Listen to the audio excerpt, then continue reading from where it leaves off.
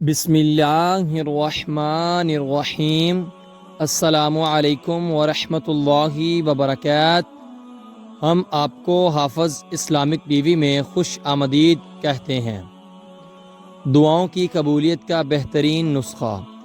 سیدنا انس رضی اللہ تعالی عنہ بیان کرتے ہیں کہ وہ ایک دن رسول اللہ صلی اللہ علیہ وآلہ وسلم کے پاس بیٹھے ہوئے تھے اور ایک آدمی نماز پڑھ رہا تھا۔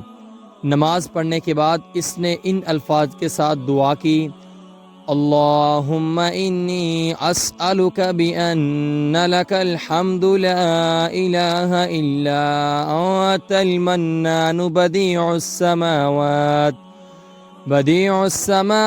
والارض یا ذا الجلال والاکرام یا حی یا قیوم۔ جب نبی کریم صلی اللہ علیہ وآلہ وسلم نے یہ دعا سنی تو فرمایا، اس بندے نے اللہ تعالیٰ سے اس کے ایسے عظیم ناموں کے ساتھ دعا کی ہے کہ جب یہ کلمات پڑھ کر دعا کی جائے تو وہ قبول فرماتا ہے، اور جو کچھ بھی مانگا جائے وہ عطا فرما دیتا ہے۔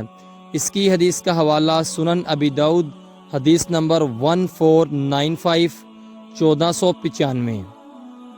نبی کریم صلی اللہ علیہ وآلہ وسلم نے فرمایا، جو شخص قرآن پڑھتا ہے اور وہ اس میں ماہر ہے، وہ نامہ ایمان لکھنے والے معزز اور اطاعت گزار فرشتوں کے ساتھ ہوگا، اور جو شخص قرآن پڑھتا ہے مگر اسے پڑھنے میں مشقت ہوتی ہے، اٹک اٹک کر پڑھتا ہے، تو اس کے لیے دگنا اجر ہے۔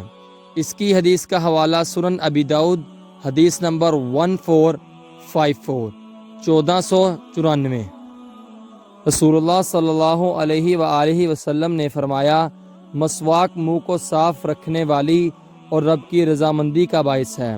اس کی حدیث کا حوالہ مشکات 381، 381۔ نبی کریم صلی اللہ علیہ وآلہ وسلم نے فرمایا، آباد رہے وہ شخص جس نے میری حدیث سنی اور آگے پہنچائی۔ آپ اپنے عزیزوں کو یہ ویڈیو لازمی شیئر کریں تاکہ وہ بھی ثواب حاصل کر سکیں۔ ملتے ہیں آپ سے اگلی ویڈیو میں، تب تک کے لیے اللہ حافظ۔